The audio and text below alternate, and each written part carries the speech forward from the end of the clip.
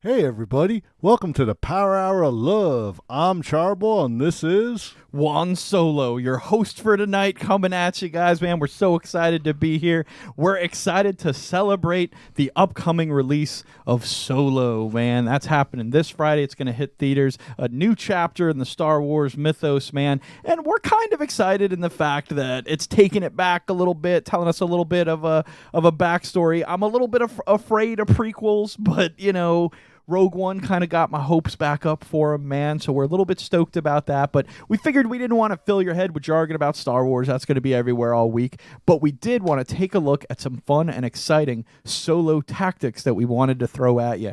So tonight, we're going to be talking about the best Solo films. That's right, films that primarily starred only one person.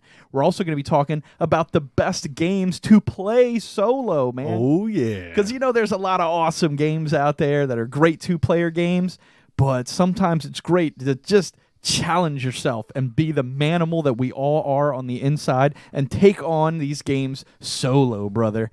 We've also got a quick list of our 5 top Star Wars games ever. These are our favorite Star Wars video games ever. We've also got a short list as well of the best board games that you can actually play by yourself. Not a lot of board games like that. So guys, we have got all sorts of awesome stuff for you tonight. We've also got week 3 of the Name That Game tournament going down. Double points. Yeah, man. I was going to say, tell them what's special, and you're all over it like white on rice and a paper plate in a snowstorm. I love it, Senor Bull. Well, I got to tell you, man, you know, tonight I was a little worried that you were going to have to possibly do the show solo because, man, here in South Florida, we've just been getting pelted with rain, and, man, it's just been crazy. I'm sure a lot of you guys out there know it, but, hey, you know, we got a big, bright thing to brighten up your day because we're going to tell you about something that's coming at you next week here on the Power Hour of Love. Absolutely, guys. We have a very special treat next week.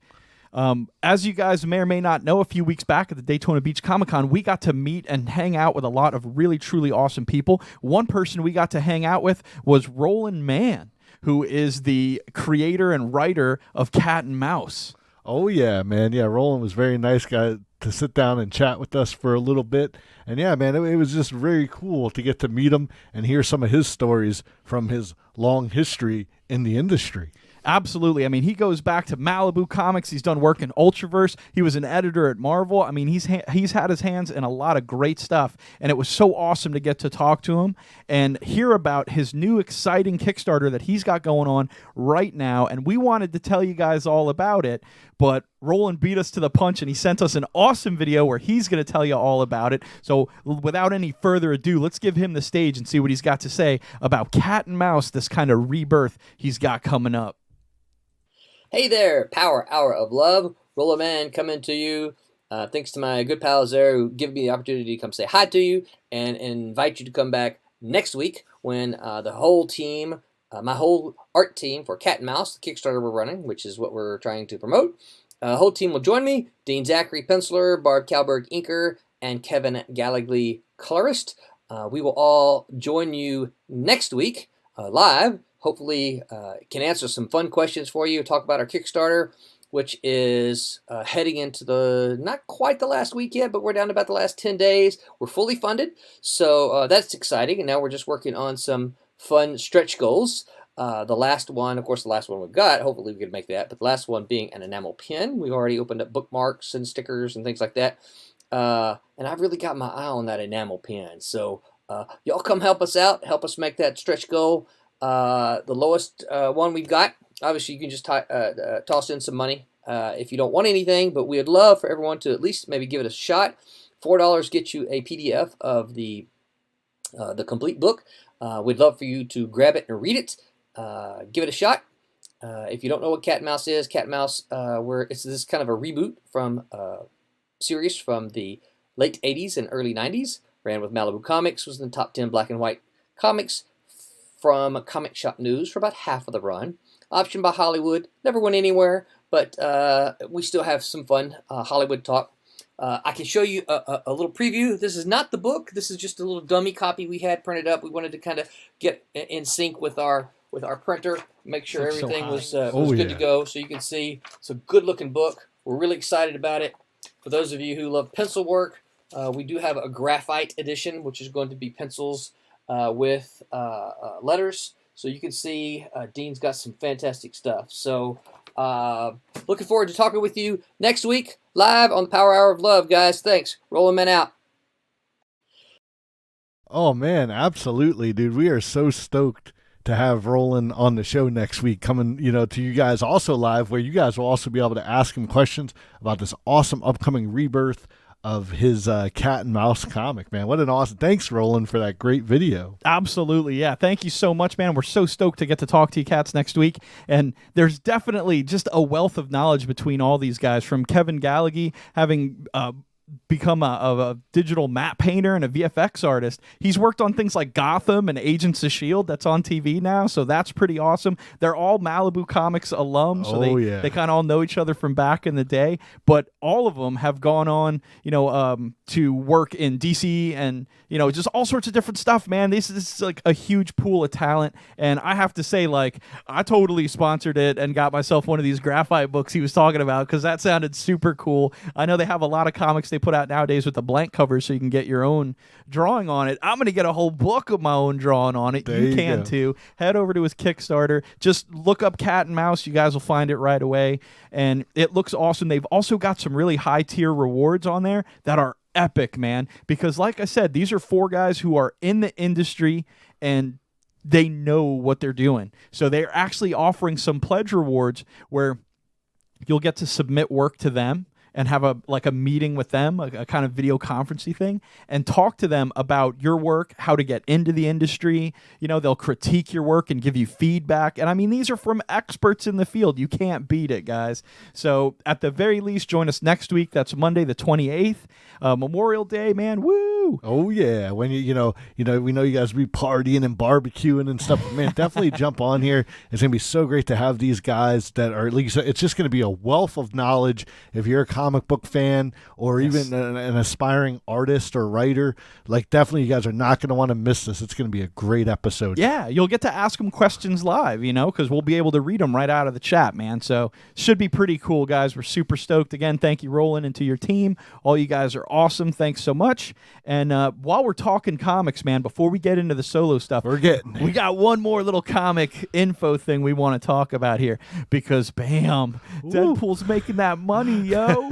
Now, look, we did want to mention that we've got our Despicable Deadpool number 300 for the person who last week was closest without going over in guessing how long Peter would survive on screen. Now, from what I understand, there is some speculation as to who got the correct answer. So we have a team of analysts who are going to rewatch the movie and check it out and come to a decision on this, and we'll let you guys know next week who won, but we didn't want to spoil anything for anyone who hasn't seen the movie yet, so we figured we'd give it a little bit of time. Oh, yeah. But we also wanted to talk about Deadpool being this super big hit. I mean, last week we talked about it being like the goose with the golden egg that was definitely going to powerhouse it into the summer. And to be honest, it made just a hair less money than the original did. Yeah. And I've heard amazing things about it. I've seen it. I know you haven't yet. And don't worry, guys. We're not going to throw out any spoilers, so we don't want to scare anybody away. But, man, I really dug it, man. Like, I liked the first one. I can't say it's my favorite comic book movie. But, man, I got to say, like this one, just the story I like so much. Like, I have to say, I think I like it more than the first. That's awesome, man. Yeah, you can't beat that. And I'm sure a lot of people have said exactly the same thing. They're currently both rated exactly the same at 83% on Rotten Tomatoes, which is only 1 point below Avengers Infinity War. So that's pretty good. It did kind of knock Infinity War out of first place at the box office, but it only made $125 million versus Deadpool's I guess we'll call it Deadpool 1's $132 million opening weekend. So sure. A little bit of a difference there, but kind of the big problem is that this is a summer release versus a spring release. So those numbers should have been a lot higher, especially when you consider that they spent almost twice as much money making Deadpool 2 than they did Deadpool 1. So it's not off to the roaring success it should have. And basically all we're trying to say is get out there and see the movie. If you haven't seen it, get out there and see it. If you have seen it, call me up. I'll go see it with you. I haven't seen it yet. Well, hey, man, that's really awesome. We got Deadpool. We got, Roland Mann and the gang coming in next week. But, man, what else do we got going on today? Well, we've got some pretty fun stuff going on, and I have to say that, like, talking Deadpool, man, that's this past weekend. That's in the past, man. And you know what? Our future is actually a long time ago. Like back before 1977, apparently. Oh man, is it time? Is it time? It is, man. All right, punch it, El Bandito.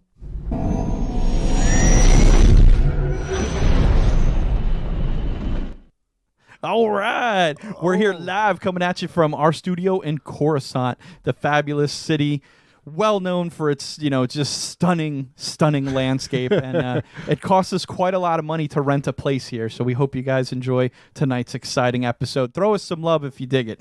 Absolutely, man. Yeah, we had to rent it from some like old dude in a cloak, and he had yellow eyes. Kind of creeped me out a little bit, but I think we got a pretty good. Our credits were accepted here. Yeah, which is surprising because usually Republican credits don't work where we're from. So. Oh man, we're getting a lot of love for our Coruscant studio. Thank you guys. We're glad you're digging it. But hey, we're ready. Are you ready to talk about some Solo? some solo act. We got to get over to it. Hold on. Deadpool. There we go. Yeah, I forgot that was going to reset all of our images. No, hey, it was quite a flight, getting us here so quickly. Good thing we got jumped into that light speed. But absolutely, man, we're so stoked. Solo, I'm sure you guys are familiar, but if not, it tells the story of a young Han Solo, originally portrayed by Harrison Ford. Now, we're going to get to see, his beginnings, where he came from, when he first met Chewbacca, when he first gains the Millennium Falcon. We'll find about this Kessel Run that he's always talking about. Yeah, so like you said, was played by Harrison Ford. It's now Alden Ehrenreich who plays him, or Ehrenreich, something like that. He's playing him now. I don't know. How do you feel about this? Because like when I first heard that this guy must have the best agent in the world, because they were like, oh dude, he got on set and his acting was terrible, and they had to have an acting coach come in and talk to him. And I was like, well dude, he must like super look like Harrison Ford, and that's why they wanted him so bad then. But I'm like, he doesn't even really look like Harrison Ford. So I don't know. Like I said, he must just have the best agent in the world. Well, when you look at this dude, and like you said, I mean, Harrison Ford has a very distinct look, and I don't think he looks bad. Like, I mean, I'm really curious to see him really catch those chops that like kind of Harrison Ford's up. Of course, this is going to be a younger Han Solo, so he might be a little more carefree. Yeah, it might be a little more Casino Royale-esque, where like James Bond didn't really have all the rough edges polished, and he would just like murder people brutally and break their necks, and then drink a dirty martini and not care. But so maybe it'll be a little bit more like that. But we'll have to see. Apparently, they did some reshoots. They got this guy an acting coach, and things are supposed to be working out good. And you said that someone special even gave his seal of approval on the film, right? Oh yeah, man! I just read this earlier today that George Lucas, who hasn't been very favorable of the last three movies, so Episode 7, Episode 8, and Rogue One, he didn't have a lot of nice things to say, but he has given Solo his nod of approval. So, I mean, I don't know if that speaks volumes to... I mean, he approved the Kingdom of the Crystal Skull, so I don't know how much credibility we could give old George nowadays, but why don't you guys go ahead and throw in the comments, tell us, are you stoked to see Solo? Yeah. Like, what do you think? Do you think this new actor is going to be able to fill those mighty shoes and gun holster of Han Solo? Do you think it's going to be cool to see that first interaction with him and Chewbacca? Like, just throw it out. Yeah. Let us know what you guys think. Now, I know there's some other characters that are going to pop up in this film, right? There are. Justin K, I love it. He's like, at least Chewie looks good. He's looked the same for like 700 years. I like in the prequels, it was just the same. No, I think even in the movie, or at least a preview I saw, like, I think like Han like drops like Chewie's age. Like, he's like, what? You're like 230 years old. Yeah. Dude, and yes, I hope he shoots first as well, Justin K. Oh, yeah. But yeah, you're right. We do have a kind of a killer cast here. We've got Emilia Clarke, known mostly as being Game of Thrones. Oh, yeah. What's her name on there? Daenerys. Khaleesi. Daenerys. Yeah, so she's on there. Looks totally different as a brunette. She looks like she's 15 whenever she's a brunette. You remember her in that terrible Terminator trailer. 'Cause I didn't watch that that's movie right. either, but- That's right. Yeah, Genesis. Yeah. She always looks so young with the brown hair versus white hair, and I don't just mean that as in like an age thing. I don't know, it just changes her face. Oh man, we got Jason L saying he hopes that this will do Harrison justice. He can't wait to see it. Yeah, absolutely, man. Like, let's see what happens. You know, I'm gonna hold off my judgment like I always do, but I feel like I've been burned 4 times with Star Wars movies already, and I'm getting kind of. I think it's more than that. I think I'm up to 6 times. I've been because I like Rogue One. So you got 3 prequels, and then 8 and 9, or 7 and 8 that were just like. I didn't hate 7. I thought it was a good homage, but yeah, 8 I was not really a big fan of. So hopefully this will bring us back to that love that we have for the old school. So yeah, I have to say, for all the Star fans out there, like, her name is qi'ra, so that's kind of cool. That's who she's playing in the film. I like there that. You go. Any Deep Space Nine fans out there?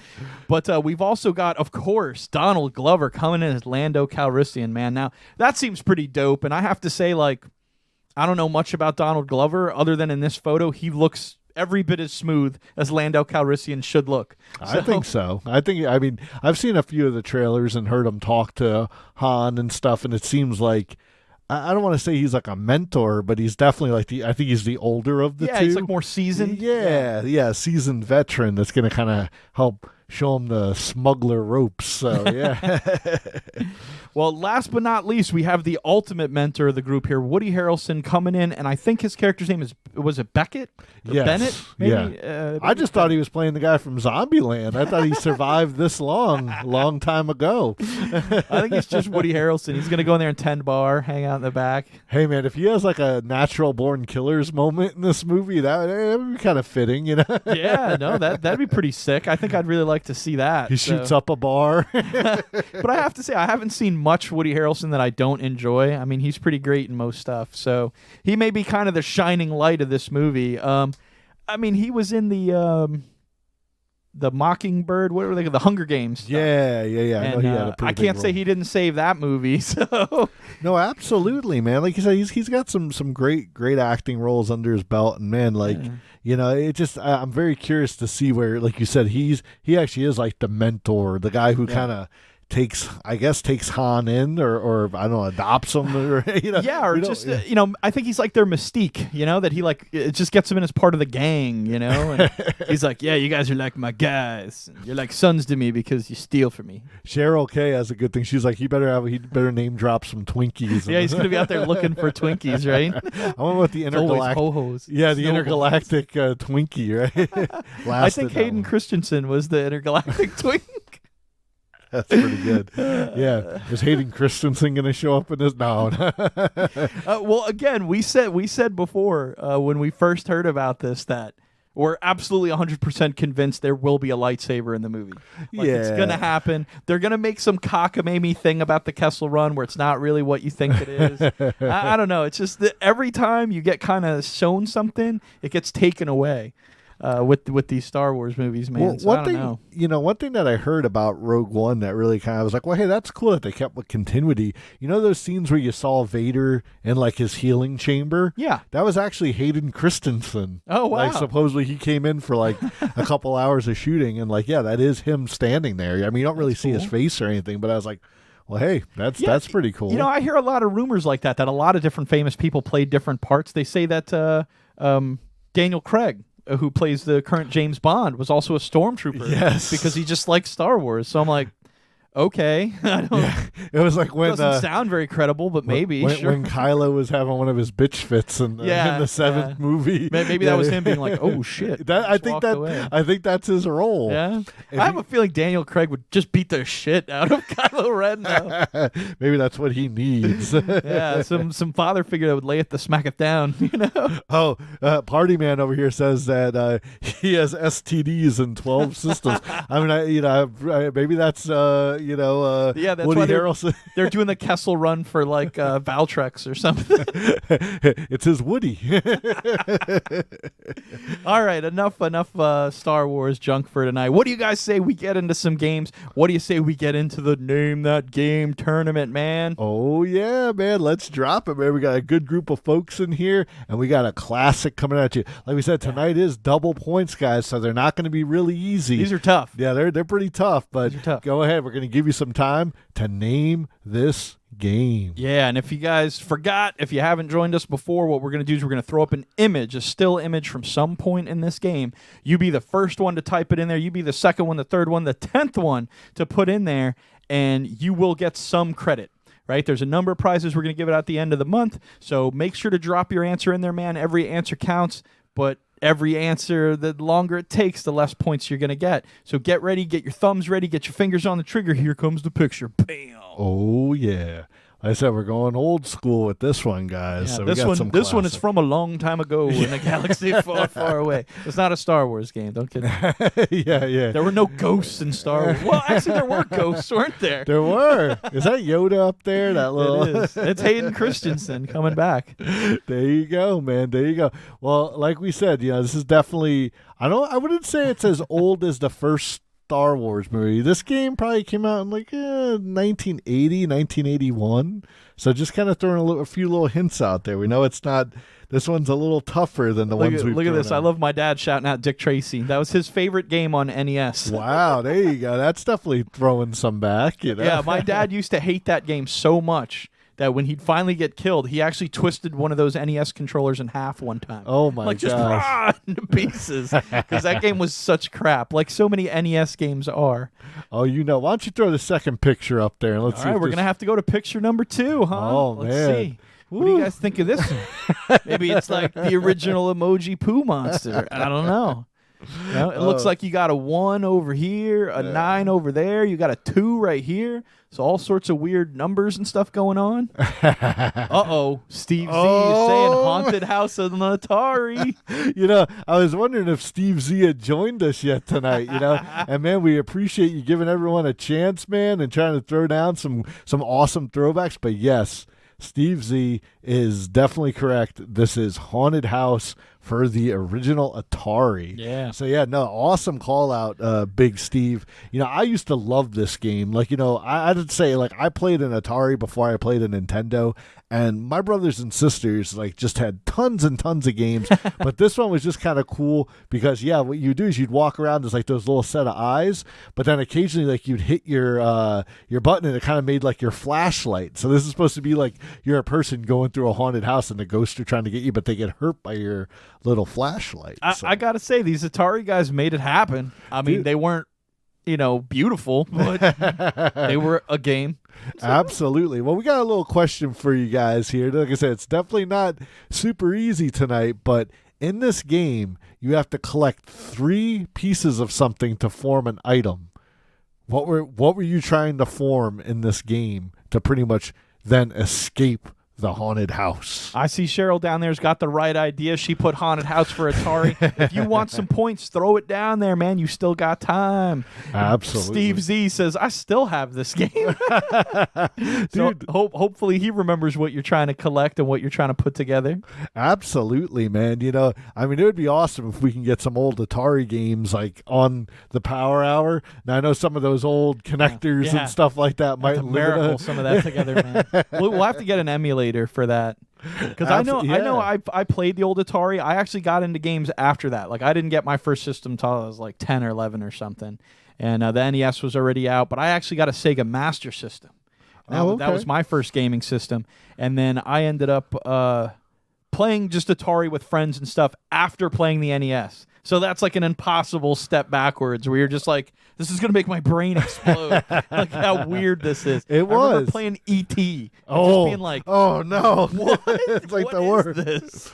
Well, we're going to keep this question open. Like we said, we know tonight's definitely the hardest of the 3 weeks that we've done so far. But like we said, got some good points in there. We'll come back to this one later or maybe post a question later on online. But we're going to get moving on to our next segment, which I think you guys are going to love. You got it, guys. Again, we're celebrating Solo, the Star Wars story coming out this weekend, man. So what we wanted to do is we wanted to pay tribute to some of our favorite video games to play solo. Now, again, these aren't games that you have to play solo, but they're games that are every bit as fun and sometimes even more fun to play by yourself. So let's kick it off with game numero uno. Oh, man. Like we said, traditionally speaking, these are co-op games. But like you said, you could still rock them out if maybe like your friends were away on vacation or some reason they left you behind. And you're like, you know what? I'm going to go kick some ass by myself. And what better to do it in like one of my favorite genres of the old,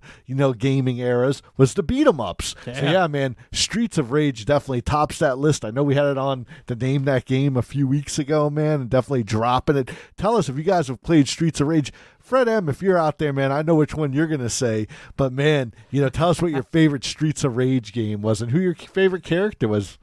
I know Steve Z says it's an urn. Oh, man. So he got our haunted house follow-up question. You needed to collect 3 pieces to form an urn and help you win the game or move on. You pretty much, that was the only way you could escape after you found those 3 pieces. You went to like different levels and stuff of the haunted house, and then there was like, I don't know, there was like one that had like a different light or something that you knew that was like the exit. Yeah. All right, now we know Steve Z's down there decimating everybody, but get your points in there. There are prizes for first, second, third. Yes. Who knows? We might be like, dude, we're going to give a prize away to 7th place because it's our show and we feel like it. So you never know. Throw it down there.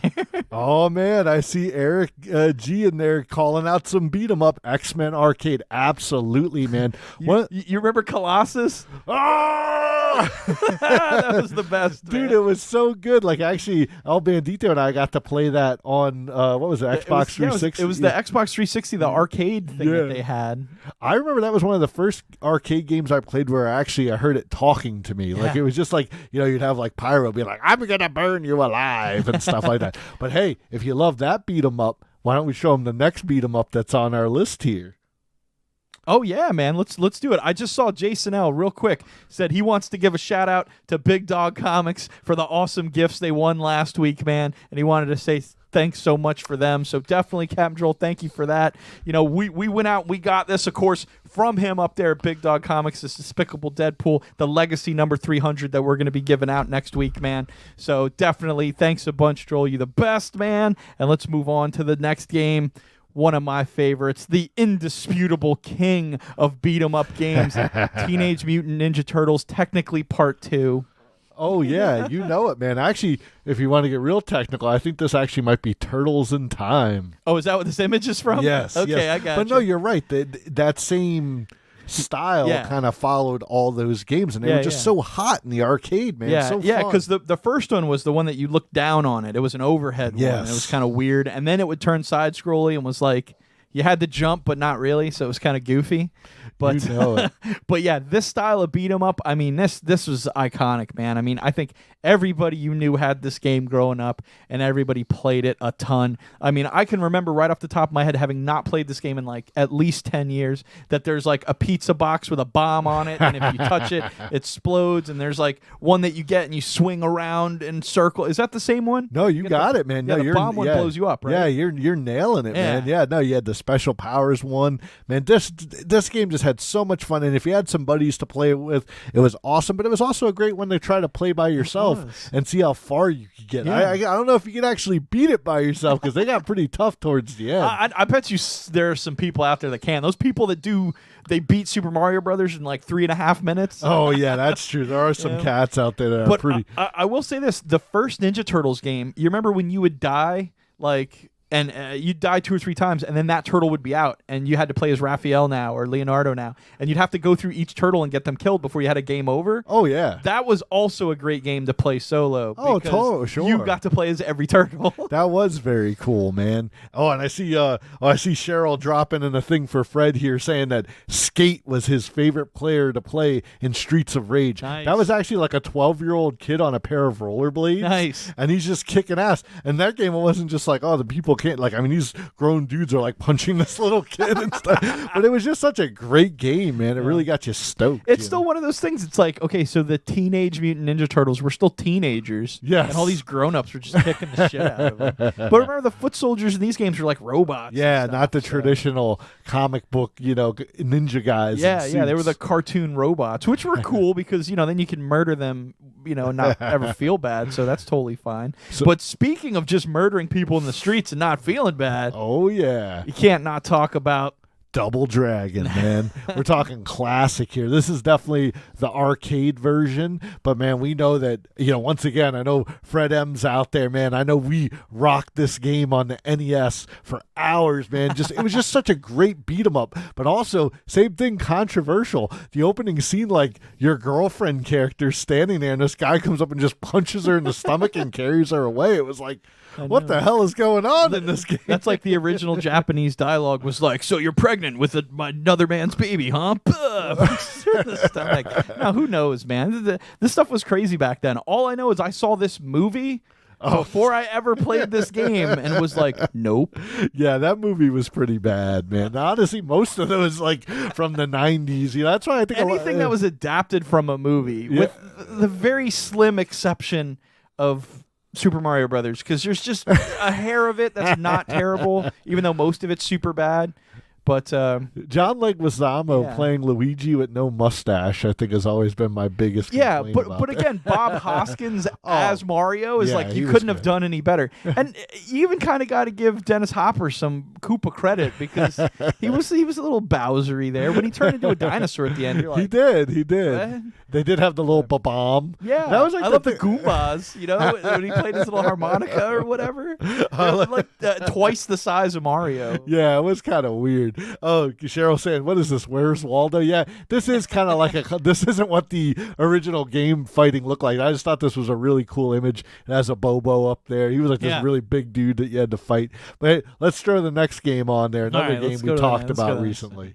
Final Fight. Man. I know like a couple people last week, we were chatting about this with Saturday Night Slam Masters. And yeah, dude, this was one of those games that came out for like Neo Geo and then got ported to like Genesis and Nintendo. And of course it was in the arcades. But man, this was just a great one. That you could see the one guy there, he's holding like a sword. Yeah. Like it just had so many weapons that you could pick up and beat the hell out of other guys with. Yeah, I never played this one myself. Man, but this is the one that this guy's like the mayor of the town. And he's just ruling ass out there. Absolutely, man. Going to town, man. Taking care of business. You gotta love it. It was very cool, man. Like it was just one of those games that, same thing. It was great to play cooperatively. It had a cool story to wrap around. But yeah, even if you played it by yourself, like you still got a great gaming experience. Yeah, you can't beat it, man. Can't beat a good beat 'em up, especially one that's good to play by yourself. Because some of the other great ones out there, I mean, the first one that comes to mind, the Simpsons game. Oh yeah, but that game's made to play with the family. When you have all four and you're doing the super moves, like that's really how you want to play that game. Even X-Men very much teeters into that realm of doing cooperative moves together that enhance the experience. But yeah, these beat 'em ups are definitely epic solo games and classic solo games. Exactly. They really made you feel like a badass when you took to the streets as just Raphael and like you could take out Bebop and Rocksteady, No but, doubt. Let's get into some more traditional gaming, man, stuff that we know all you guys are familiar with. Let's hit it up. What's another classic game that was traditionally cooperative, but was was sometimes more fun to play single player? Yeah, we're moving outside of the realm of the beat 'em ups onto platformers, guys. Now, who out there can guess this game? Man, can you guess it from this one still image? Oh man, if this was on Name That Game, man, we'd be nailing some real points right here, right, fellas? Well, go ahead, throw it in there. Who knows? Maybe we'll throw you some extra credit points. But if you can say exactly which one it is, considering there's like 47 different variations of this, that's actually a very good trivia question right there, because I think immediately people are going to start name dropping something. There's something very special about this one. I'm pretty sure I do not know which one this is from this single image. I love Steve Z down here, Sonic. I think Steve might still be a little on during the week when we do our Tuesday and Thursday Name That Game. I know there was one that was really hanging him up. It was a Sonic game, and we got to give it to Justin McPatches, man. He nailed it with Sonic 3 3D blast. But absolutely, man, the platformer was one of those games that was awesome to play with two players. But man, rocking it out with one player would be pretty cool too. Yeah, and these games didn't get better with two people until like way later. Sure. Because like honestly, that one that came out on the Wii, I think it was the first one that was really fun to play with two people, Mario game. Yeah, because you were playing on the same level. Like, these were still, even though they were co-op, it was like, you would still have your turn to play. And yes, Steve Z, our mighty master, Super Mario All-Stars, when they put it out for the Super Nintendo, they were like, hey, let's put out remakes of the first couple games because some people didn't have Nintendo. So they remastered them and put them out on this version. So let's drop the next photo in here that's very near and dear to my heart. Cheryl K. I'm going to argue this one with you on whether or not it's good to play by yourself. I know. All right. We've got the classic Contra. And I mean, if you guys really know me, you know that I love this game. He may be a fan of Contra. He may have gotten a tattoo of Contra. My shirt's too tight. I can't get it all the way up there. It's all that beefcake, man. Don't worry about it. But absolutely, man. Contra, Super C, Contra 3, the Alien Wars, man. I mean, me and Fred M, like, we played these games so much when we were kids. And you're right. Like, that's where you're like, dude, this is really an awesome co-op game. You were on the screen at the same time. Yes. You could kill each other in some cases. I will tell you, like, this is probably one of those defining things in my life. But to me, playing this game with my cousins and my sister, it's always more fun to try to steal the power-up before the other guy gets it, even if you take a few extra hits. Like, this just teaches you how much fun it is to be an ass. No, you're right, man. There's different ways to play it, man. But man, we're getting some love for Bull's Guns in the comments. No, totally. I can't even get this shirt up. I'm like, damn, man. I'm having the same problem, but it's because my shirt's too small. I'm not going to show off as much. Well, like I said, man, it was one of those things where, we would just try to play it versus doing like the 30-man thing. We would set it to like one life and like try to see how far we can get. And we got all the way to the final boss in Contra, and he killed both of us. And, I'm thinking one of these days, me and Fred have to go back and challenge that again. I think we may have to do that on a playthrough and review or something one time, man. And I love how Steve Z is like, you're the man, Bull. No way I can one-player this. Well, absolutely, man. Like we said, it was more fun with two players, but it was one that you could definitely rock out. We knew the game in and out. Like, we knew when the things were going to shoot where, like, we had almost mastered this one. So I love it, man. All right, so we talked about the beat-em-ups. We talked about some platformers. What do you say we take it back so far that we ain't even on a console no more? How does that sound? Let's do it, man. Let's show them. We're going to teach you guys some stuff now, because did you guys know that you could play some board games by yourself? Absolutely, guys. Now, that is surprising, but you can definitely play these collegiate-level, H.P. Lovecraftian-themed Arkham games. This one, especially Arkham Horror, being just the bomb. Tell them a little bit about it. Man, like you said, man, it's all based on the mythos, Cthulhu mythos of H.P. Lovecraft. It's such an in-depth game. I've played it with people that are very into board gaming and card games, and also folks that don't really, dice is most of what they do. But, it's so cool because it's such a developing story as you go through Arkham and try to close these gates, which these terrible monsters are coming through and horrifying the town, Sounds like my kind of game. And you got to stop them before they overrun the town with fear. Yeah, so. and there are a lot of maybe strategy games or dice games or card games that you can play by yourself, but we wanted to focus on games that are actually have a story in them, which is very unique, and it's a story that changes every time you play the game, so that you really get a unique experience, kind of like a video game does, where it's kind of changing and different stuff and different elements. So that's why we're kind of going on these kind of, smarty games. Yeah. I mean, I'm sure more complicated. You could probably play Monopoly by yourself, but you're not going to have too much fun. This is a game where, like El Bandito was saying, you're trying to beat the game. Yeah. Like, it has its own, like, it's your enemy. You're not taking on somebody else like in Monopoly. Like, you guys are cooperatively working together to try to beat these evil monsters. So yeah, you can play by yourself and try to defeat them. It's super hard, and you're probably not going to succeed, but you can try. Well, another one of my favorite ones is a little bit simpler than Arkham Horror. It's the Elder Sign game. Now, this is also an H.P. Lovecraft themed game, but this one has a series of cards and little tablets that modify the cards, and then it's mostly dice rolling. So that's really a lot of fun. But drawing the random cards really helps build kind of your world as you're playing, and that really makes it exciting, is that it's different every time, and you get to choose a character that can let you roll different stuff. Yes, so you get different abilities. So yeah, it really gives you that chance to take on, once again, the dark mythos of H.P. Lovecraft's twisted mind. Okay, yeah, we'll show some love to Avalon Hill out there, or Avon Hill. Is it Avon Hill or Avalon Hill? I think it's Avon Hill. Is it Avon Hill? Yeah, okay, I've been saying it wrong then. But yeah, they make some fantastic games. They did Betrayal, right? Yes. Yeah, Betrayal on the House of the Hills, freaking great game. You know, they do a lot of good stuff. We don't want to leave them out. But we wanted to talk about one game that was a Kickstarter exclusive game. We talked about Kickstarter a little earlier tonight. We're talking about the one, the only Camp Grizzly, man. This is essentially Friday the 13th, the video game in a board game, man. You can play by yourself. It's very horror themed. But what's interesting is it has its own characters, its own slasher killer guy that's all made up specifically for the game. So while Friday the 13th is great because you're playing in the mythos of a world you know and love, this is fantastic because you're playing in a whole new mythos. Absolutely, man. And, you know, it just has such great themes and plays on all the stuff that we love about those slasher films.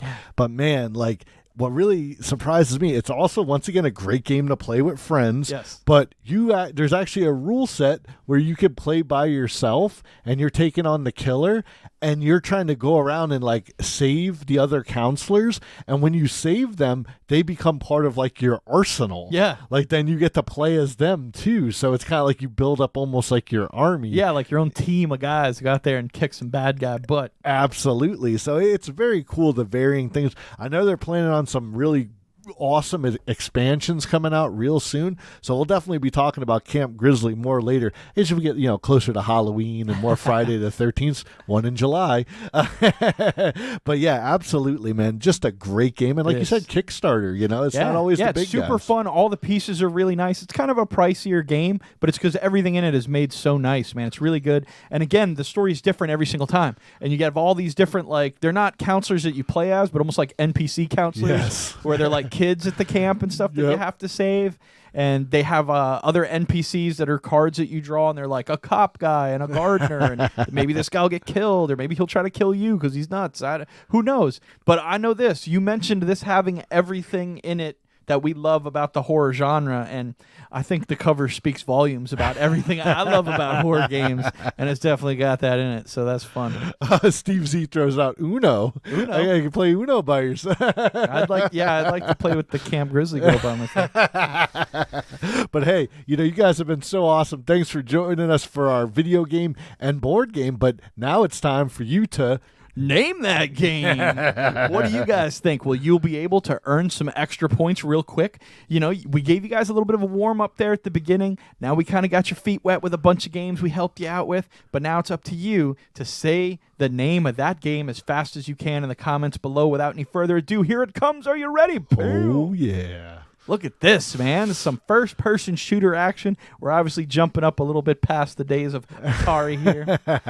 This is looking pretty good. I have to say, I don't know what this game is, but I think those guys might be Nazis. They kind of look like Nazis. I mean, they're kind of a weird gray color Nazi, so maybe not. Absolutely, man. No, this definitely was a classic. Look at that. Look at that sky up there. Yeah. the digital sky there. That looks like that digital camo they use nowadays. It does. That's so funny. Like, they started printing that digital camo for the army, and the first thing I thought was like, okay, so they'll be safe in Wolfenstein, like on PC, the original, you know? Absolutely, man. We definitely got people dropping Wolfenstein, Duke Nukem. I mean, I almost think every first-person shooter game that kind of came out around it. Why don't you show them the second photo? You guys want to see it? Let's see this one here. All right. Oh, man. Now, this game is, has kind of a history to it. Like, we know Doom and Wolfenstein, so that kind of marks those off as not being it. Eventually later they started earning that God mode where you could type in and you could kind of fly around and do all kinds of crazy stuff. Well, in this game, God mode granted you this where you were a hand and you could literally fire off these nice killer bursts and pretty much just destroy stuff. So I think this is like almost like the ultimate God mode. You can see it's so funny, man. Yeah, that looks pretty epic. It looks like it has a tinge of mysticism to it, but essentially this is a cheat mode of the game, not like a normal component of it. Okay. Now, I think in some part in the game, like maybe towards the final levels, you might find something that gives you this for a limited time. So it's kind of like, oh, cool, I got it. But then, yeah, like you said, some debugger or someone out there kind of figured out how to activate it. It was just like, I am God, like in the terminal, and then you pretty much get your hand glowing. Yeah. And again, I've always heard that the developers would put these in so they could play test stuff without like just dying every 2 seconds. But oh man, oh dude, I think we might have to give some points to Jason L over here. He's sliding it in. It's so close. Oh, he's so close, close. He's even got the right first letter. All right, man, go ahead. Oh wait, hold up. Look, we could give him a super secret hint for anyone who remembers this old flick right here. You go, Hanum Jabai, Hanum Jabai, Hanum Jabai, Hanum Jabai, Hanum Jabai, as we're all sitting in the little pit trying to tell the Dark Knight to do what. I don't think they got it. They got it. It just takes them a minute to catch up. That's all. No, that's funny. Watch, somebody will get it. Rise of the Triad. Steve Z, man. All right, I think we're gonna have to do split points for both Jason L and Big Steve there, man. Throw them. I love this image though. Look at that. I mean, who would not buy that game cover? You want to talk about everything we like about video games? That's it right there. Did I not mention earlier as part of the video game movies, Blood Rain? Dude, yeah. So I remember, Steve Z will attest to this. Like, Blood Rain came out, and it was just a chick with her chest open, vampire on the cover. And I was like, I'm going to buy this. I don't even know what it is. Dude, that's so cool, man. Awesome work, guys. Yes, Rise of the Triad. This looks like Black Widow, doesn't it? It does. It does. I was thinking, look at the size of that gun. That's like Cable's gun. The gun, right. Yes, look at the size of the gun. Well, all right, bonus question for you guys. Let's drop it on you. All right, do it. All right. What was the multiplayer, can you believe that existed back then, mode called in this game? It had a specific name, and we want to know what the name of the multiplayer mode was called. It's very funny when you actually see it.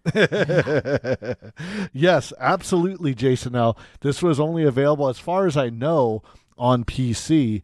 And like I said, it was one of those. I don't want to say people would kind of attribute it as like a Doom and Wolfenstein knockoff, because it had its own merits, but yeah, it kind of like followed in the footsteps of those games. So I don't think it was as popular. Probably a lot of people had it like as like shareware and stuff like that. But I loved it. I definitely. Yeah, what was that when you used to go to like a computer trade show and buy a copy of it for like $2? Yeah, it was like the first 3 levels. Yeah, ripped you a copy of it or something. No, absolutely, man. No, so cool. So yeah, like we were saying that we want to know what was the name of the multiplayer mode in Rise of the Triad. It's pretty cool. We're going to move on, so you guys feel free to throw it into the comments, but we got more stuff to talk about with Solo. Oh, man, I see Seamus from Magitech has joined us, man. Nice. Thanks so much for joining us tonight, man. We're talking about Star Wars and all kinds of great stuff, all kinds of great stuff to play solo. So definitely stick around, man. We got some cool stuff to chat about. All right, for right now, though, while we're giving them a chance to, guess that multiplayer mode, what do you say we jump into the newsroom and get ready to crank out some of this exciting PoDunk news for tonight? Oh, yeah, man. We got some real geeky stuff heading at you tonight for PoDunk news, man. So definitely, you guys, hang with us, man. It's super good.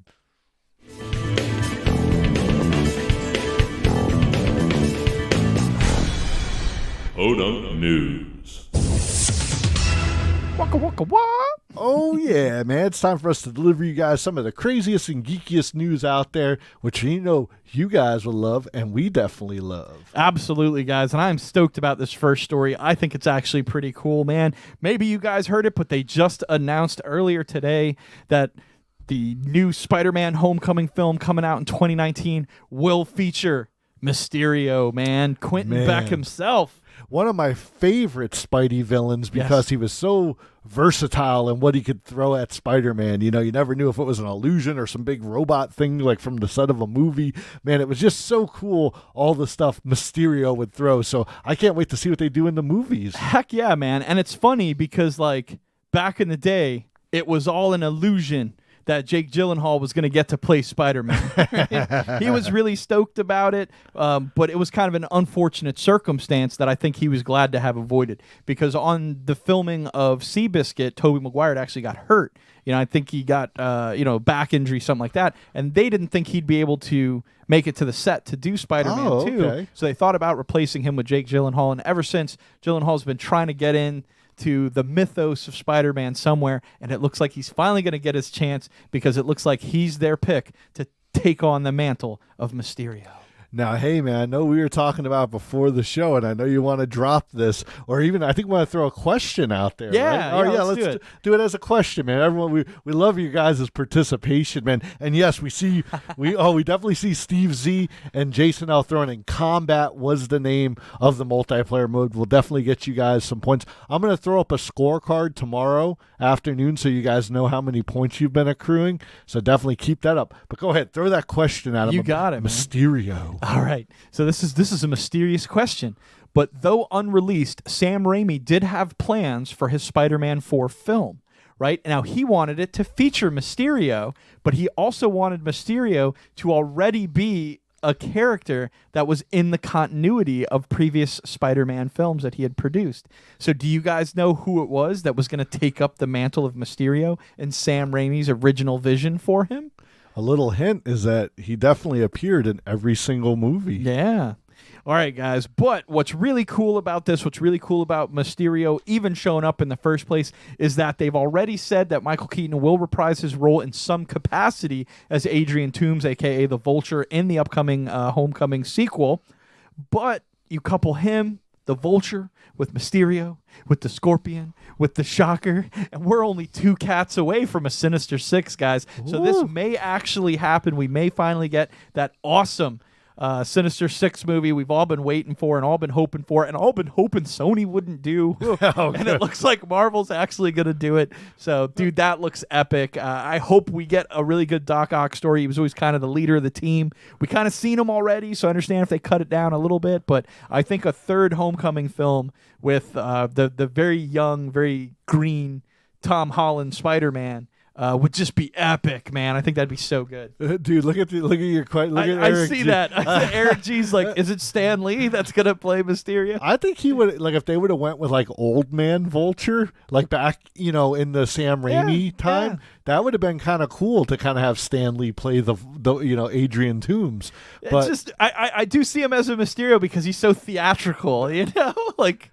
That's very true. All right. True believers, yeah. All right, well, drop it on. Drop that knowledge on him, El Bandito. Who was it going to be? It was going to be the guy that we saw as an out-of-work usher, the guy that we saw as, like, a pro wrestling promoter, the legendary Bruce Campbell himself, longtime friend to Sam Raimi since they worked together in the Evil Dead series, man. And luckily, we ended up getting 13 hours of more Evil Dead stuff instead, so I'm kind of okay with it. Oh, you know it, man. I think, but at the time, at the age that Bruce was when Spider-Man 4 would have come out, and considering like he has, Quentin Beck was kind of a washed-up special effects guy who wanted to be an actor kind of thing, and with other roles that Campbell's done, he would have crushed that, man. It would have been so good. I think he would have been very cool. But I have seen Gyllenhaal in a lot of really creepy movies where he's kind of like a villainous bad guy or a stalker or a murderer, and I think if they're going a darker route for Mysterio,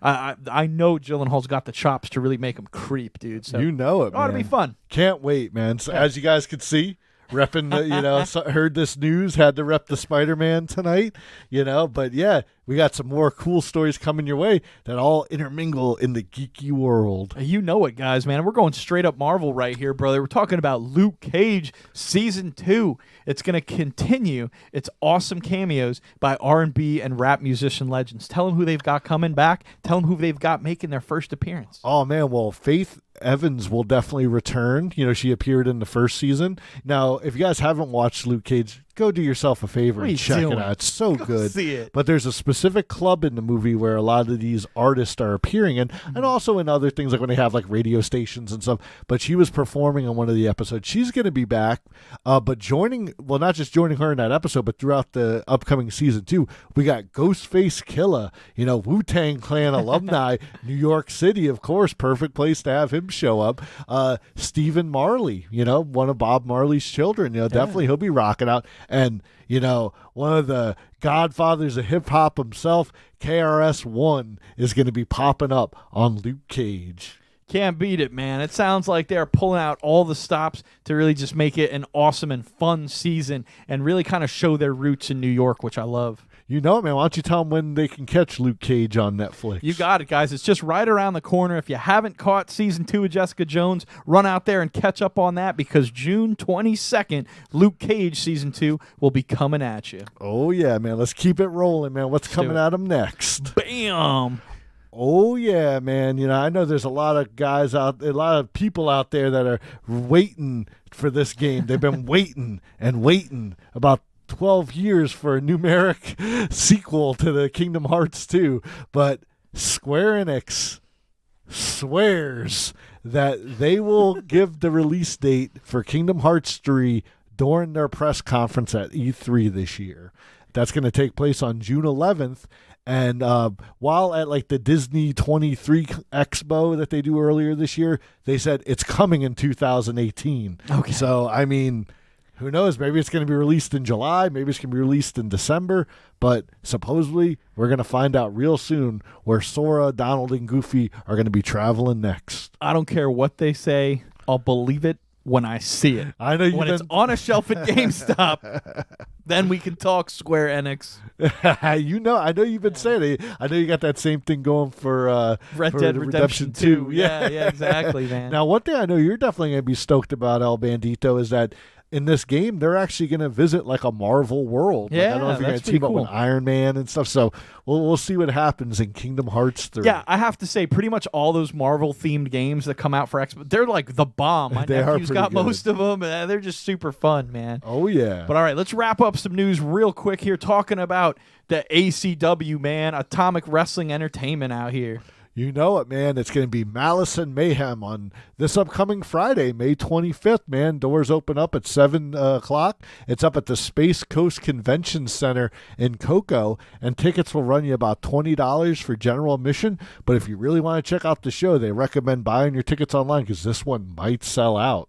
Sounds pretty epic, guys. It's a great arena. They have some kick-ass chicken up there. Get out there, check it out. Every show we've been to has been great, man. Always surprises, some really great stars. I'm going to just run down a couple quick matches, man. If that's cool. Let them know because they got some great folks here. I like this. Oh, man. Well, old WCW, WWE, TNA alumni, Shannon Moore. We saw him at one of the shows, man. This guy did a moonsault outside the ring, kind of landed right on his head, man. He got right back up and started kicking more ass. He's a warrior, man. Yeah, he's going to take on Jesse Neal, who's the ACW champion. So there you go. You got your title match right there. We got TNT, who are the sons of Devon Dudley. They're gonna. I know you've seen those cats before. They kick ass. Hell yeah. They're gonna be taking on the Metro Brothers. Yeah, and these guys are great heels too. They're definitely the guys who instantly, when they hit the arena, you're like, I hope these guys get the shit kicked out. Oh, you know it, man. Then you're gonna have James Ellsworth, who's also former WWE. He's gonna have an intergender match with Mia Kim. So if you want to go see who's gonna win that one, we saw a really awesome one like a few months ago. Remember that? Yep. Oh man, it was just insane. Man. You gotta love it when a dude goes and beats up on a chick for a while. Or sometimes she beats up on him. Exactly. Oh, Steve Z's asking, is Virgil going to be there? I wish, man, that lonely Virgil. I always feel so bad for him. Look, you almost missed it, though. See, it's great to go see a guy beat up a chick for a while, but sometimes it's great when a chick beats up a guy. but that's usually $35 extra. Now, this is true, El Bandito. Well, all right, man. We've talked about PoDunk news. We're getting back into some solo stuff right now, man. Stick with us, guys. We're coming right back. Absolutely, man. And what did we end up all the way out here in the newsroom, man? We got to get back to Coruscant, don't we? Punch it, El Bandito.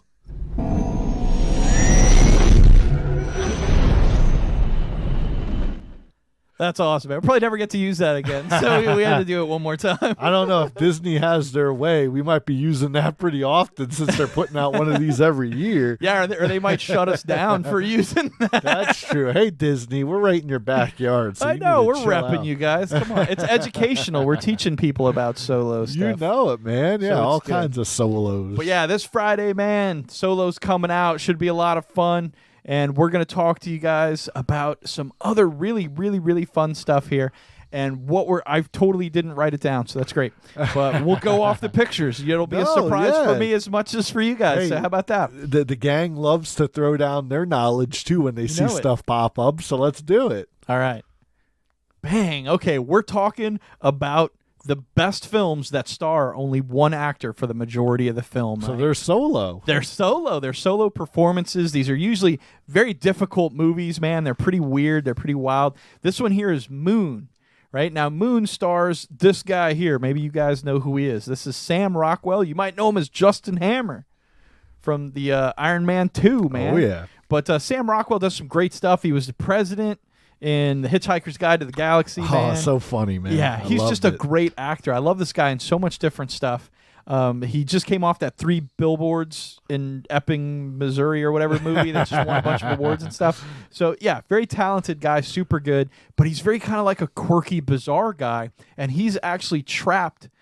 I shouldn't say trapped. He's taken a job where he mans a space station by himself. Oh, man. For like a long period of time. I forget if it's like a few years or something like that. But the whole movie is him by himself on the space station, and it's only a few shots of him watching old videos or something that you ever get to see other actors. But I have to say, I went to see this in the theater because I'm such a Sam Rockwell fan. And dude, it's pretty wild. You know, it's really weird to watch a movie with just one person who's kind of just eating shit for, an hour and a half. But the story is very compelling to see what he does to keep himself from going insane. Yeah, I could imagine a video game like that. You know, you're trapped on or you're in a space station, and I'm sure you start to kind of see things, or your mind starts playing tricks on you and stuff. So I could just imagine this scenario. You know what I'm saying? So you said this is pretty good. You'd recommend this solo film? I would definitely say go check it out. Don't expect a whole lot. It's not like going to turn into a horror movie and there's a big action thing. No, it's very much like a psychological thriller movie where it's just this guy is going to go batshit at some point. You just got to watch and see whether he can hold it together or not. So, but it's interesting if you like that sort of thing. Gotcha, man. All right, what's next on our list of solo movies that star solo cast? All right, next up we got The Life of Pi, man. Now, I know this has got a lot of notoriety from its fantastic special effects and from the fact that its special effects company won an Academy Award and then immediately went bankrupt because they got paid nothing to make this spectacular movie. But it's still a pretty bitchin' movie. It's a fantastic story, although it's like gut-wrenching and really brutal and very bizarre. Expertly filmed, expertly done, really awesome movie. There is a tiger in most of it, so I don't know if you could really call that alone. Yeah, that's true. It does have a companion, right? We can say this: the actor did not have a tiger with him. Yes, so. yeah, he was definitely filming that solo. We see him holding like that little elephant thing. Yeah, it's a little stuffed animal or something. Oh, look at Eric G said he wasn't alone. He had that tiger. Well, I'll be honest, man. I've never really watched this movie, so if you guys have seen it, let us know what you think, and if it's definitely one we should check out.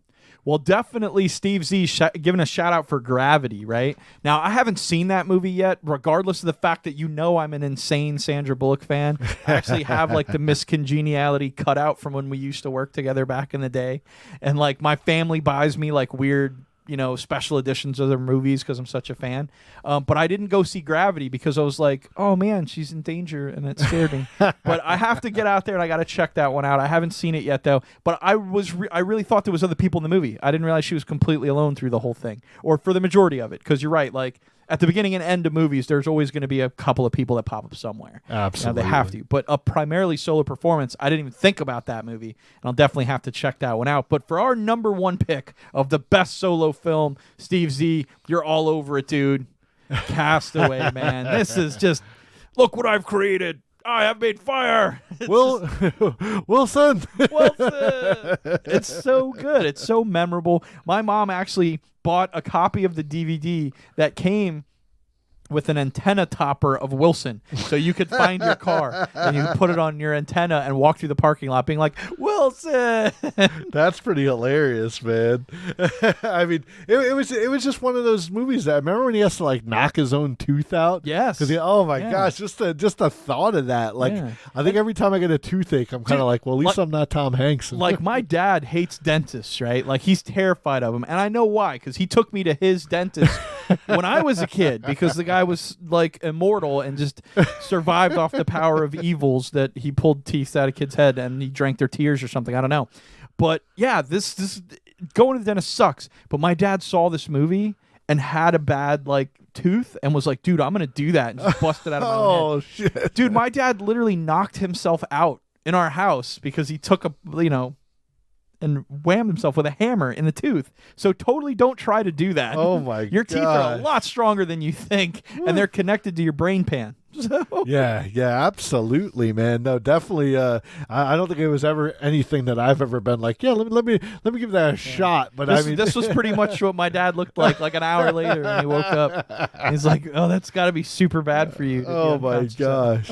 Oh, Glenn D, what's up, buddy? It's good to see you in there, man. We were definitely talking about some Camp Grizzly earlier, man. But we got a bunch of cool stuff to talk about right now. Heck yeah, man. We just wanted to hit up those few movies real quick. We didn't want to bore you guys with a bunch of stuff. But in case you're not interested in checking out the Solo movie coming out this Friday, maybe check out one of these Solo movies. Maybe check out Gravity. Have yourself a good time. You know it, man. Oh, man. So what's coming up next, Bandito? What's coming up next is we've got a solid good 15 more minutes of nothing but games, and we're going to start it off with the Name That Game tournament. Oh, we've got the third game of the night coming at you guys. We're going to drop it quick, man. It's going to come in hot. All right, are you guys ready? Name this game. Bam, right here. Oh, yeah. Oh, man, Bobby C's in the house. What's up, buddy? What's up? Yeah, can you name this game? If you can, throw it in the comments as fast as you can. You don't got to be first. Everybody gets points, but the faster you are, the more points you'll get. Oh, yeah. And then there's prizes and stuff at the end of the month. Yes, I think I forget to keep mentioning that. But it's, people love to do this stuff for the, pride, that they can say I was the best, but you win things too, so that's always good. Well, we love you guys, and we know you love us, so we want to share that love and give you guys a reward for all your participation. Like we said, we got double points today, so don't feel like, oh man, they started that like 2 weeks ago. Like you have a chance to catch up here. Yeah, and make some serious pointage up in the standing there, and win some cool stuff, man. It does look like Gunsmoke, doesn't it? Why don't we jump to that second picture? Maybe give them a little more of a hint. It's like a cowboy. Yeah. All right. What are you saying down there to Big Steve? Is it Red Dead Revolver? Oh man, here I thought this was going to be a tricky one. I was totally expecting people to start throwing some redemption in there, but yes. Absolutely, Big Steve. It is Red Dead Revolver, man. This was the game that predates the super popular Red Dead Redemption, which, I mean, in my opinion, I think Red Dead Redemption is such a better game. It follows more of that traditional GTA style, but like you're in the Wild West. It's better than Revolver? Yes. So they really did well by the next game. Yeah, like this wasn't bad. It was more of like a stage kind of game. Look, I feel like my shirt's part of this game. Hey, that's true, man. No, absolutely. My Juan Solo down there. This is from Chewy's out west somewhere. I forget where my sister got me this when she went on vacation. So. No, that's an amazing. I like how on the back it says, it's the whole Tex-Mex kind of thing. Yeah, Let's see it. There you go. It's totally in that the font of Star Wars. Love sure it, nobody man. got sued for that. But well, I probably shouldn't be advertising it. Sorry, guys. Well, here we go. We got a question for you guys. Bonus question. Here's the bonus question. what famous video game company originally scrapped this project? It was put out by Rockstar Games, known for GTA and all that stuff. But there was another company that was attached to it that canceled it, and then it got picked up by Rockstar. Oh, man. Answer that in the comments. And I have to say, these guys probably would have done a good job. It's not a PoDunk thing. Like, you guys know who this company is. You would have had heard of it. So it's a pretty notable company. They probably would have done a solid job, although I don't think anyone really does better than Rockstar when it comes to these open world kind of kick-assy games. They're rock stars. Yeah. You know what I never really played? I never played the one that was like the L.A. Noir. Noir, yeah. Yeah, I heard that was slamming, though. I never played that either. I actually bought someone bought me a copy of it, and it was on PlayStation 3, and I only had an Xbox, so I was like, But the person opened it, like, after they gave it to me, and we're like, let's play it right now. And I was like, no, I don't even have that. Well, that's funny, man. Well, we're going to leave you guys with that question. You know, feel free to throw the answer. We don't got to leave it, man. It's in the comments right there. You think Steve was letting that one roll past him? Oh, man, definitely. Well, you're absolutely right, Big Steve. Capcom, you know, most famous for Street Fighter 2 and Capcom versus everything. Yeah, Resident Evil, all those great games. Yeah. Capcom originally came up with the concept for this game and then decided to scrap the idea and then got picked up by Rockstar. So good job, Big Steve. We'll definitely have our scorecard up tomorrow. Yeah. And but yeah, we got, like you said, we got more games to be sharing here. And there's double points tonight. So even though Steve's got most of them, and it's going to be like Steve's first place, second place, and third place. No, guys, everybody gets points, man. And you guys can all win prizes because we may be like, hey, maybe the 13th person will get a prize. You don't know. We don't know. Let's see what happens. Yeah, we'll see what happens. Just participate, have fun, and keep your fingers crossed, man. We know people have been kind of coming in and out tonight, and they've been like, man, you know, these guys, they threw down that they're going to be talking about Solo, which we did, and we talked about a lot of other Solo stuff. Mm-hmm. But, man, don't worry. For you Star Wars fans that have stuck it out with us, we're going to talk about our top 5 favorite Star Wars video games. Absolutely. Now, these aren't the best of all time. We know that some of them are more popular, made more money, but these are our favorite games, man. They're the ones we would pick up first if we had the countless selection of Star Wars games in front of us. These would be the ones we're most likely to play. So let's jump right into it. Why don't you let them know what this action's all about? Oh, man. Well, I mean, I guess it's unfair to name 3 games as the 5th one, but these are kind of collectively you know, one game series. This is the Super Nintendo Star Wars trilogy. And what was cool is it wasn't just like one thing you bought and you got all 3 games. Mm-hmm. Like you did buy each game individually, but they were so good, man. You had, you know, the New Hope game. You had the Return, or you know, of course, the Empire Strikes Back, you know, Return of the Jedi, you know, and they were just all great games. They had good mechanics, great platformers, little part where you drove the speeder and stuff like that. So just a lot of fun, man. And for, you know, the Super Nintendo, like it definitely was like that next level because they came out really early on in the system's career. And yeah, man, it was just, they were a lot of fun to play. It was one of the first games, I think, where you actually had like a lightsaber. You know, it might have been like an old Atari one where it was like, but this no, one, were all 3 games on the same cartridge? Or all 3 movies, no, they were separate cartridges, Gotcha. But they were full on games, like cool. You know, 20 to 25 levels. Wow, nice. And they really went into like, you know, there was a Mos Eisley level. There was no, trust me. I'm from the fact that this image is Luke apparently using a blaster to kill xenomorphs. It looks like they scraped every avenue of the Star Wars mythos that they could, because I have no idea what's going on here. I don't remember this scene from the film.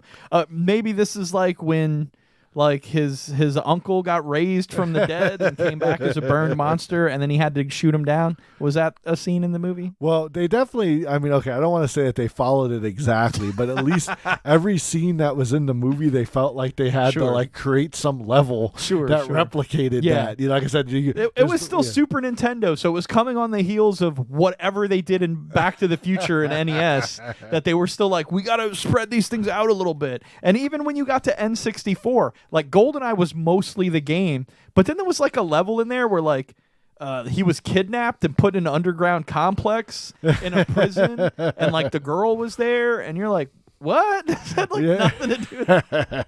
They felt they had to add in some extra filler there. You know? But Oh man, we got some, Steve Z saying those games are tough as hell. They were pretty tough, man, but they were very rewarding if you got through. He says he's going to take off next week. Don't, man. Go for the record of the all-time high score. Maybe in like 5 years, we'll give a prize to the person who accrued the most points. You never know. So just keep killing it, man. These other cats will get second, third, 15th place. That's fine. Absolutely, man. We see you down there, Glenn D, saying that you had one of those as well. And they were very tough, but I felt like they deserved that number 5 listing on our top 5 because they were just so like cool. You said, the scope of them and just the amount of different play that you had really just makes it fun.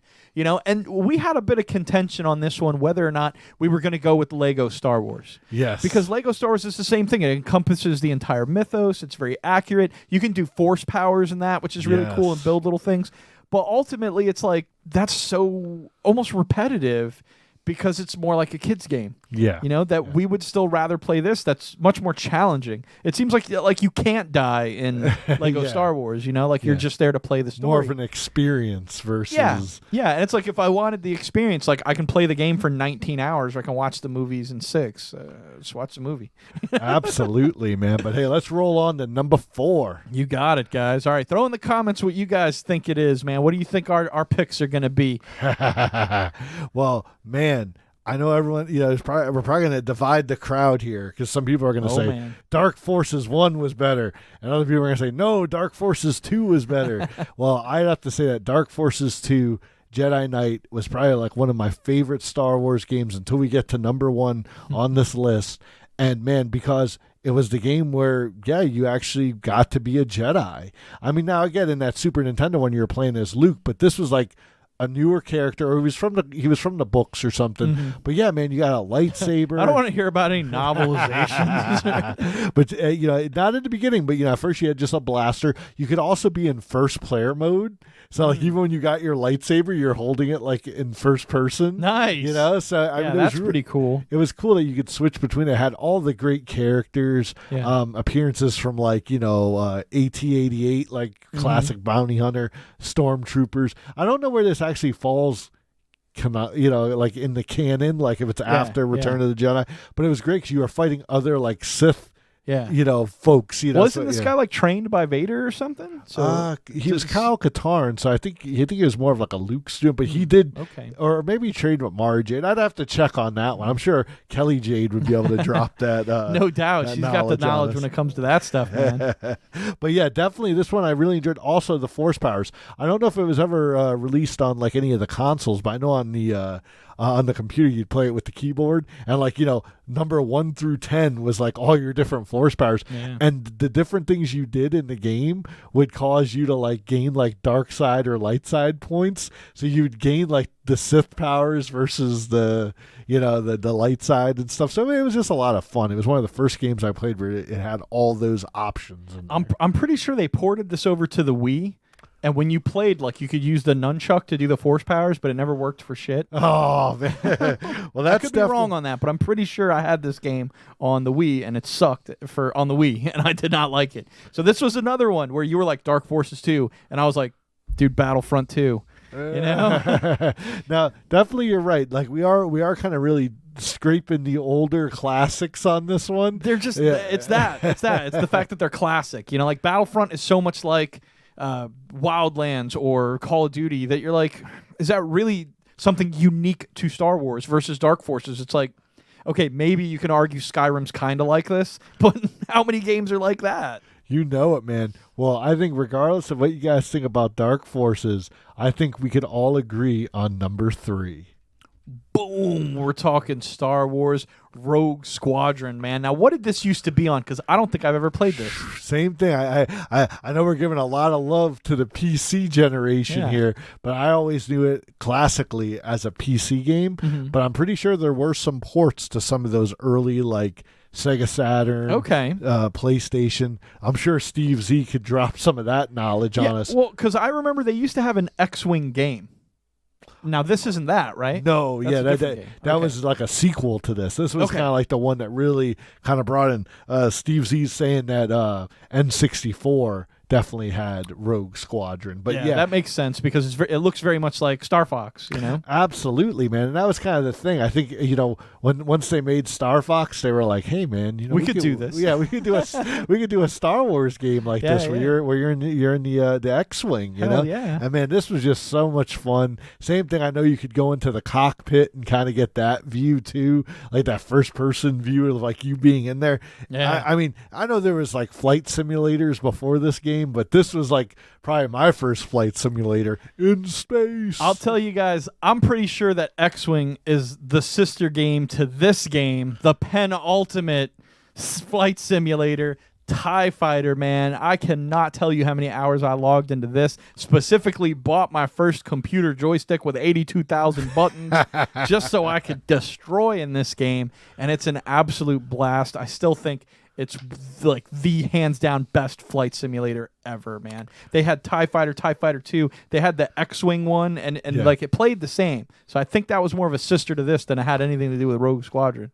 Absolutely, man. And it was like you said, sometimes just like in wrestling, it's good to be the bad guy. Yes. And it's like, yeah, like it was kind of cool to kind of put yourself in the shoes of being inside, one of the bad guy's side. What was funny was that in the films, we had seen more TIE Fighters than anything else. And not just like because there was a lot of them and they were cannon fodder and got destroyed, but they had like TIE Interceptors and TIE Bombers. They had different TIE ships, and they were all different. So they had all of those in the game. And obviously later they'd have Y-Wings and all the shit that they had for the, Rebels too. But, man, when TIE Fighter came out, there's nothing better than dropping out of a Victory-class Star Destroyer and hearing that kind of thing. That's just so cool, man. You'd go out there and blow up frigates, and it's just a dope game. I mean, so good. So many cool missions in it.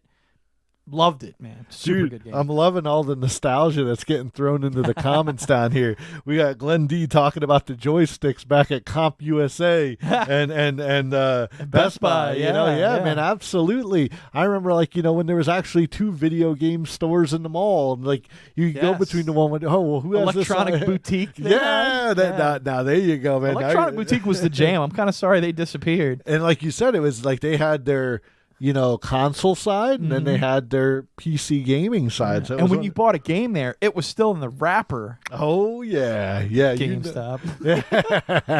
Absolutely. Did you see that thing I posted on our page about GameStop? Yes.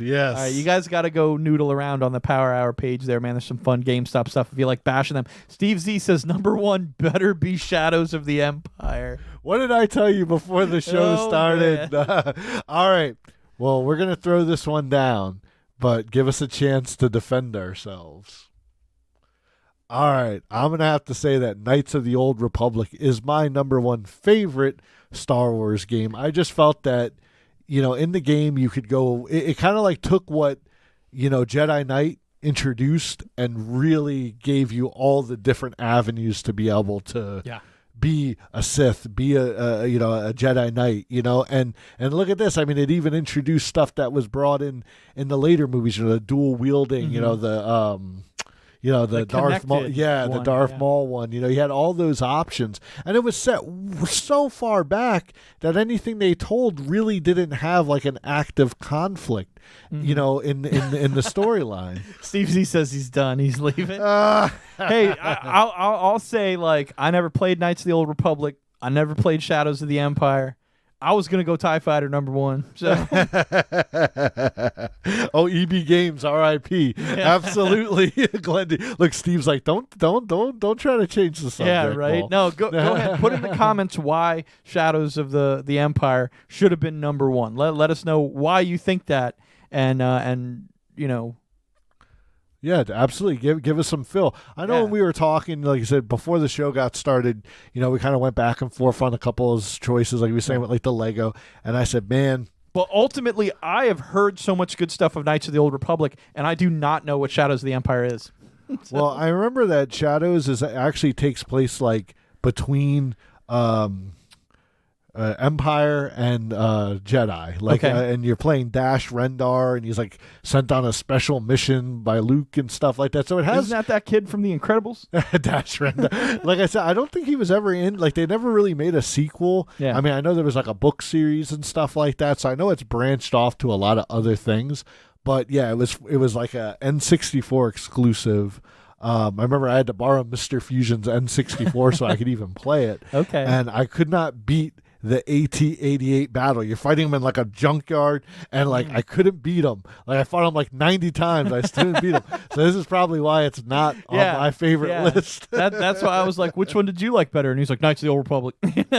No, absolutely. I just thought the versatility of the game really lets you play you could be a this looks like an RPG, which I'm down with. Yeah. You know, I love RPGs, man. So. and you could be scoundrels. Like you didn't have to be a Jedi guy. But this was like original Xbox PS2 generation, right? Yes, yeah, Okay. I think you're right. Yeah, because it was on the Xbox, and then I think Knights of the Old Republic 2 was on 360, or maybe that was also Xbox. But I know it was like very much exclusive between that and PC. You know, it wasn't on any of the other systems. Sure. So, there you go. You got Rich T dropping Battlefront. The Battlefront, Yeah, man. there you go. Yeah. You were throwing Yeah, that like out I said, early. it's just kind of a milsim thing. So I haven't checked out the second one, which I heard has a lot more versatile stuff in it. Like you were saying, they got bowcasters and maybe even some lightsabers. Did I hear they had lightsabers? Maybe, man. I don't know. I haven't checked it out yet. So maybe this list will get reprised the next time episode 9 comes around and we're doing some more Star Wars talk, man. Well, you guys feel free to throw down your top 5. Yes. We always like to see what you guys have to say, see how we can compare. Yeah, we want to know what we're missing, so sometimes stuff gets past us. Absolutely. All right, good man. night, Cheryl. We see you out there heading out. We're heading out too, man, but we're not going to leave without giving you guys one more chance to earn some wicked cool stories, guys, all right? Let's do it. Here we go, guys. Definitely. Final round. Points, Double points. Name that game, guys. All right, we're going to throw up an image. Be the first one in the comments to name that game, and you will get the most points, but everyone who names it will get some points. Here's the image. Oh, man. Talking about flight simulators and stuff, man. I'm going to wager a guess that this may perhaps be inside of the cockpit of a vehicle of some kind.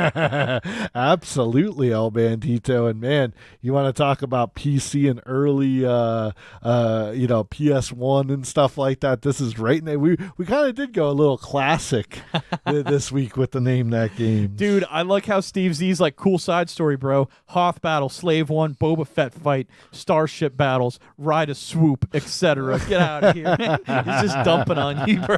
Dang, man. Hey, if you got a copy of it, I still got an N64, Steve. Let me know what's up. Well, there you go. Well, Steve didn't leave so soon. He had to drop the bomb for that final one in Descent, man. So absolutely, man. We got Descent here. Like I said, classic, flight simulator, but also you're battling aliens and stuff like that, going through these hellish looking. It was kind of like if you took like Rogue Squadron and Doom and a little bit of Quake and kind of like mashed it all them together.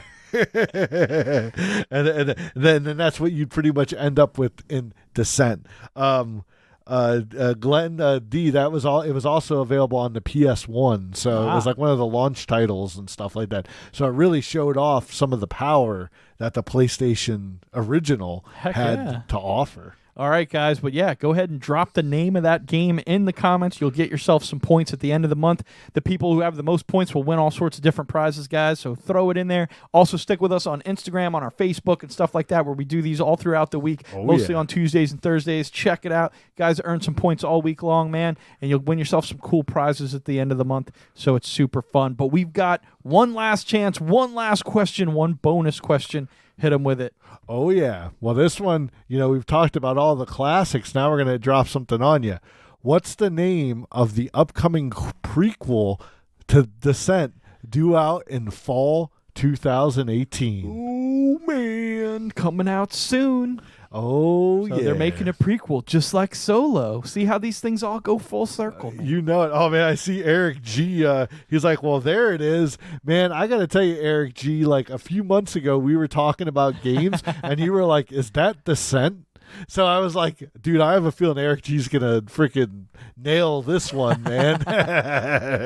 So absolutely, man. No, definitely. But like we said, there's a prequel coming out this upcoming fall. What's the title of that game? It's on Kickstarter, which I'm pretty sure you can still jump on too. So if you love the old Descent game, feel free to jump. Oh, there we go. Man. Big Steve. He definitely shot first. Dude, he's Red Dead Revolvering all over this tournament. You know it, man. Absolutely. Descent Underground's coming out. I'm pretty sure you can still jump on the Kickstarter, so you can always go out and support that if you enjoyed this game. But hey, man, before we leave, we're going to tell them about another Kickstarter that's happening. Absolutely, guys. We're talking about Cat and Mouse. We're going to have the creator, the writer for it, Roland Mann. He's going to be joining us in a live video conference interview next week. That should be super cool, man. He's going to try to wrangle in some of his art team too. Now, him and his team are from Malibu Comics. They've done work in DC and Marvel Comics. They were working in the Ultraverse. They've done so much great stuff, and they are just a wealth of knowledge, man, and they're here to share it with all of you guys. Obviously, they want to promote their Kickstarter a little bit, which is a brand new Cat and Mouse series that they have, and it's coming out brand new. It's kind of a rebirth of it. The story's very different than the original that they published years ago. But he's going to tell us all about it next week, and they're also going to be able to answer questions that you guys send to us live right here on the show, man. So definitely tune in next Monday, the 28th. It's Memorial Day. Have a few hamburgers, come by, check out the Power Hour, man, and get to talk to some industry experts about comics.